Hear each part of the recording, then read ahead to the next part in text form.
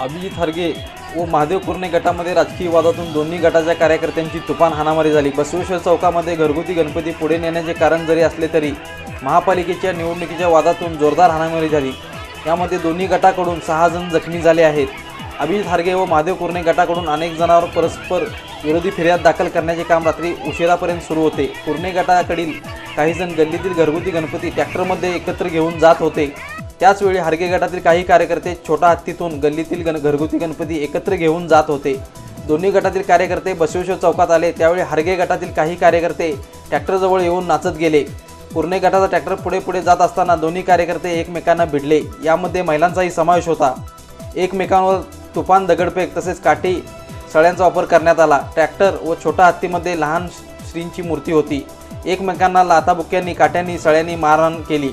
यामध्ये कुरणे गटातील सारिका बसगोंडा हरगे यांच्या हाताला तर अमित अशोक कुरणे यांच्या डोक्याला मार लागला आहे। अशोक कुरणे सुशांत हरगे यांच्या हाताला जखम झाली आहे, तर हरगे गटातील उमेश मिर्जे, अक्षय फुटाणे, बाबू हरगे हे जखमी झाले आहेत। कुरणे यांच्या घरावर तुफान दगडफेक झाली। दोन्ही गटातील या वादामुळे तेथील महिलांमध्ये भीतीचे वातावरण निर्माण झाले आहे।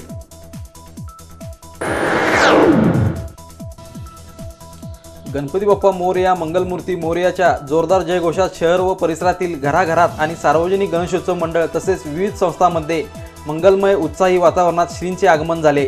अतिशय आकर्षकपणे सजवलेल्या मकरामध्ये विघ्नहर्ता विराजमान झाला। मारुती चौक, बालाजी चौक, कापडपेठसह शहराच्या विविध भागांमध्ये गणेश मूर्तींचे स्टॉल्स आणि सजावटीच्या साहित्यांचे स्टॉल्स लागले होते। प्लॅस्टर ऑफ पॅरिसच्या तसेच शाडूच्या नानाविध आकार व डिझाईन्समधील मूर्ती मुबलक प्रमाणात विक्रीसाठी उपलब्ध होत्या। जिल्हा मध्यवर्ती बँकेसमोरील गणेश मूर्तींच्या स्टॉलवरही आपल्या आवडीच्या बाप्पांना घरी नेण्यासाठी मोठी गर्दी झाली होती। अनेक सार्वजनिक मंडळांनी पारंपरिक वाद्यांच्या निनादात विघ्नहर्त्याला मंडळामध्ये नेऊन विराजमान केले। घरात अत्यंत आकर्षकपणे सजवलेल्या मकरात बाप्पांची प्रतिष्ठापना करण्यात आली। पूजेसाठी लागणाऱ्या साहित्याच्या खरेदीसाठी मारुती रोड पॅक झाला होता। गर्दीच्या ठिकाणी तसेच शहरात कोणताही अनुचित प्रकार घडू नये यासाठी शहरात ठिकठिकाणी पोलीस बंदोबस्त तैनात करण्यात आला होता। शहरात ठिकठिकाणी गणेशोत्सव मंडळांनी मंडपाची उभारणी केली असून देखाव्यांचे काम बहुतांशी ठिकाणी पूर्ण झाले आहे। अनेक मंडळांनी वाहतुकीला अडथळा होणार नाही याची दक्षता घेतलेली आहे। साधारणतः मोठे देखावे तिसऱ्या दिवसापासून नागरिकांसाठी खुले होतील। यावर्षी पौराणिक देखाव्यावर भर देण्यात आला आहे।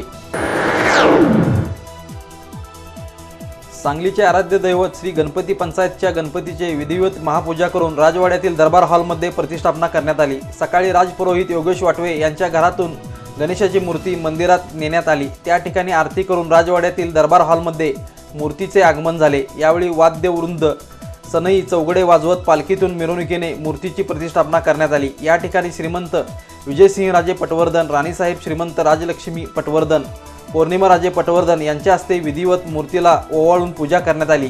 पूजा झाल्यानंतर दरबार भरवण्यात आला। पान सुपारीचा कार्यक्रम झाला। यावेळी गायन सेवा सुरू होती। श्रीमंत विजयसिंहराजे पटवर्धन यांनी सर्वांचे पारंपरिक पद्धतीने स्वागत केले। यावेळी माजी आमदार नितीन शिंदे, समित कदम, रामभाऊ वेलणकर, शेखर माने, दिगंबर जाधव आदीसह नागरिक उपस्थित होते। त्यानंतर मूर्तीची प्रतिष्ठापना करण्यात आली। सोमवारी दिनांक 17 रोजी दुपारी 3 वाजता दरबार हॉलमध्ये पान सुपारीचा कार्यक्रम होऊन रथोत्सवातून श्रींच्या मूर्तीचे विसर्जन करण्यात येणार आहे। यावेळी पारंपरिक वाद्ये, घोडे, रथ, ढोल, ताशे, लेझिम अशा जल्लोषात हा कार्यक्रम होणार आहे। यावेळी श्रीमंत विजयसिंहराजे पटवर्धन, अभिनेत्री भाग्यश्री पटवर्धन, पौर्णिमा पटवर्धन यांच्यासह त्यांच्या कुटुंबियांची उपस्थिती राहणार आहे। 220 वर्षाची आपली ही परंपरा आहे आणि आज गणपतीचं आगमन झालेलं आहे।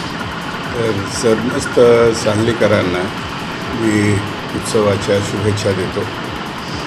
आणखी येणारी पुढची सगळी वर्ष समृद्धीची जावो अशा शुभेच्छा देऊ इच्छितो। उत्सव आपल्याकडे 8 दिवसाचा असतो। त्याच्यात मंदिरात प्रतिपदेपासून सुरू होतो आणि चतुर्थीला गणपती येऊन राजवाड्यात बसतात।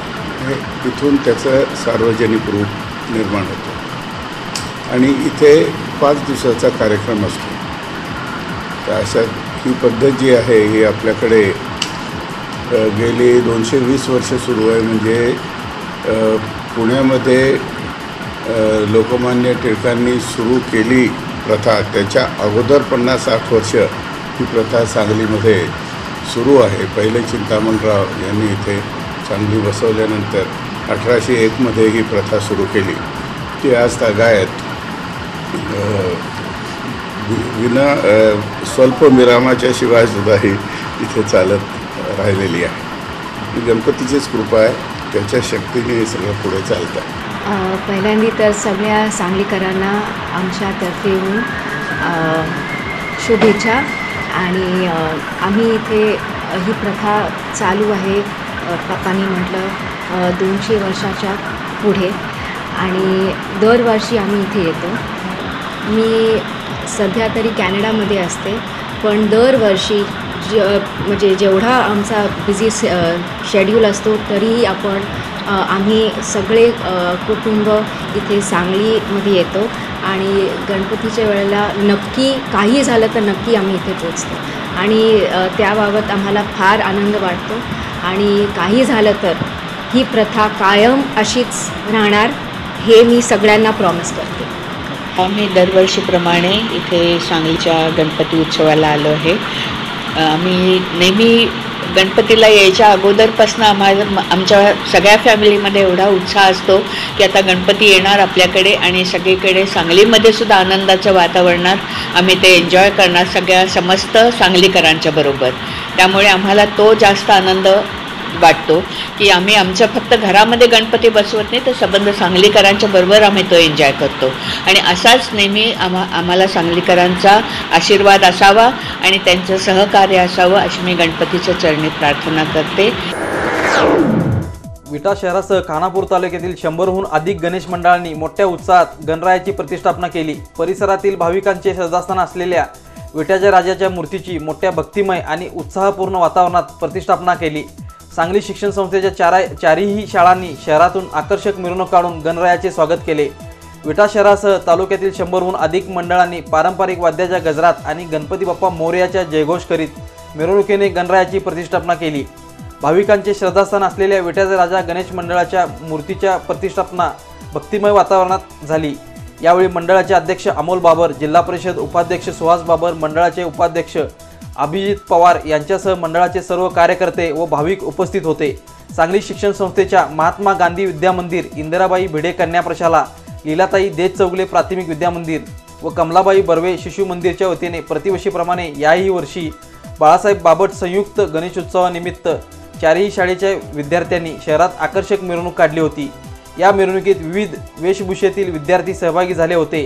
दिंडी, झांज पथक, ढोल पथक, टिपरी, मंगळागौर, वेशभूषा, लेझिम अशा खेळ प्रकारांची या मिरवणुकीत सहभाग होता.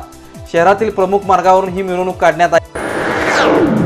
शुक्रवार दिनांक 14 ऑगस्ट रोजी दुपारी 1 वाजता तासगावचा 239वा पारंपरिक ऐतिहासिक रथोत्सव सुरू होत आहे. यासाठी तासगाव गणेश नगरी सज्ज झाली आहे. श्री गणपती पंचायतांच्या वतीने या रथोत्सवाची जोरदार तयारी करण्यात आली आहे. गणेश भक्तांची उसळणारी गर्दी लक्षात घेऊन पोलीस, नगरपालिकेसह प्रशासनही सज्ज झाले आहे. मराठा साम्राज्याचे पेशवेकालीन सेनापती श्रीमंत परशुराम भाऊ पटवर्धन यांनी सन 1779ला या ऐतिहासिक रथोत्सवाची सुरुवात केली. तेव्हापासून आजपर्यंत गेली 239 वर्षे अव्याहतपणे रथोत्सवाची ही परंपरा आज अखेर सुरू आहे. तासगावचा गणपती हा 1.5 दिवसांचा असतो. या गणपतीची विसर्जन मिरवणूक म्हणजेच रथोत्सव होय. यासाठी कर्नाटक, महाराष्ट्रासह सीमा भागातून हजारो गणेश भक्त हजेरी लावतात. तासगाव गणपती पंचायतांच्या वतीने रथोत्सवाची तयारी पूर्ण झाली आहे. आज दुपारी 1 वाजता हजारो गणेश भक्तांच्या साक्षीने या रथोत्सवास सुरुवात होणार आहे. मंदिराची साफसफाई व रंगरंगोटी केल्याने मंदिर अत्यंत सुंदर दिसत आहे, तर मंदिरावर आकर्षक अशी विद्युत रोषणाई करण्यात आली आहे. युवक काँग्रेस प्रदेशाध्यक्ष, जिल्हाध्यक्ष, महासचिव तसेच विधानसभा अध्यक्षांच्या निवडीसाठी झालेल्या मतदानानंतर जिल्हाध्यक्षपदासह विधानसभा अध्यक्षांचा निकाल गुरुवारी लागला. जिल्हाध्यक्षपदी नगरसेवक मंगेश चव्हाण विजयी झाले. जिल्हा महासचिवपदी दिनेश सोळगे निवडून आले. निवडीनंतर काँग्रेस कमिटीसमोर फटाक्यांची आतषबाजी व गुलाल उधळून जल्लोष करण्यात आला. युवक काँग्रेस पदाधिकारी निवडीसाठी 3 दिवसांच्या मतदान प्रक्रियेनंतर गुरुवारी काँग्रेस कमिटीमध्ये मतमोजणी पार पडली. जिल्हाध्यक्षपदाच्या निवडणुकीत मंगेश चव्हाण 3803 मते मिळवून विजयी झाले, तर डॉक्टर सुशील गोतपागर 241, संदीप जाधव 1605, शोभा खांडेकर 247, वैभव पवार 1115 अशी मते मिळाली. जिल्हा महासचिव पदाच्या निवडणुकीत दिनेश सोळगे 1802 मते मिळवून विजयी झाले, तर झहीर अहमद मुजावर 664, निशा पाटील 380, रमेश कोळेकर 214, सुकेश पाटील 560, ॲडव्होकेट सचिन पाटील 1091, सुधीर जाधव 1407, सुजित लकडे 213, सुमित गायकवाड यांना 657 मते मिळाली. सांगली विधानसभा मतदारसंघाबाबत उमेदवार विनायक कोळेकर यांनी आक्षेप घेतला. युवक काँग्रेसच्या निवडणुकीत आमदार विश्वित कदम गटाचे वर्चस्व दिसून आले. सांगलीतील निकालानंतर तक्रार केल्यानंतर उमेदवार कोळेकर यांनी हा दादा गटावर अन्याय असल्याचे सांगितले. वाळवा तालुक्यातील येलूर येथील शेतकरी विजयकुमार विठ्ठल पाटील यांच्या 5 एकर क्षेत्रातील ऊस विजेच्या शॉर्ट सर्किटमुळे जळून खाक झाले असून सुमारे 17 लाखांचे नुकसान झाले आहे. यामुळे महावितरण वीज कंपनीचा गलतान कारभार पुन्हा एकदा चव्हाट्यावर आला आहे. येलूर येथील विजयकुमार पाटील यांचे येलूर व इटकरे गावच्या मध्यभागी 5 एकर क्षेत्र आहे. त्यांच्या शेतावरून 11 केव्ही विद्युत तारा गेल्या आहेत. बुधवार दिनांक 12 सप्टेंबर रोजी दुपारी 2च्या सुमारास विद्युत वाहक तारा वाऱ्याने एकत्र आल्याने स्पार्किंग होऊन उभ्या ऊसात ठिणग्या पडल्या. बघता बघता 5 एकर ऊस व ठिबक सिंचनच्या सर्व पाईप जळून गेल्या. पूर्ण क्षेत्र माळरान असल्याने ऊस व पाईपलाईन जळून खाक झाले.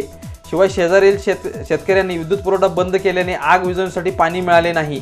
वाऱ्यामुळे आग आटोक्यात आली नाही. विजयकुमार पाटील यांनी गेल्या 4 दिवसापूर्वी येलूर ऑफिसमध्ये जाऊन विद्युत वाहक तारांचे स्पार्किंग होत असल्याची तक्रार दिली होती, परंतु अधिकारी व कर्मचाऱ्यांनी लक्ष न दिल्याने हा मोठा अनर्थ घडल्याचे शेतकऱ्यांचे म्हणणे आहे.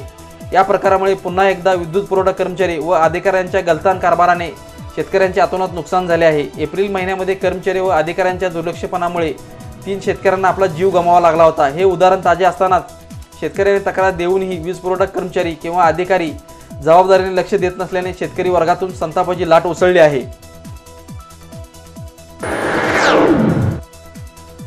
आशा व बांधकाम कामगारांना घरासाठी जागा मिळावी, प्रधानमंत्री आवास योजनेअंतर्गत सर्वांची घरे मंजूर करावीत या मागणीसाठी निवारा बांधकाम कामगार संघटना व आशा वर्कर्स युनियनच्या वतीने इस्लामपूर प्रांत कार्यालयावर मोर्चा काढण्यात आला. मागण्यांची पूर्तता न झाल्यास सोमवार दिनांक 24 सप्टेंबर रोजी जिल्हाधिकारी कार्यालयासमोर बेमुदत उपोषण सुरू करणार असल्याचा इशारा देण्यात आला. शिष्टमंडळाच्या वतीने प्रांताधिकारी नागेश पाटील यांना निवेदन देण्यात आले. 21 ऑगस्ट रोजी सरकारने घोषित केलेल्या रोख सबसिडी परिपत्रकाची जाहीर होळी करण्यात आली. प्रधानमंत्री आवास योजनेअंतर्गत घर मागणी अर्ज मंजूर करून लाभार्थ्यांची यादी राज्य शासनाकडे पाठवावी.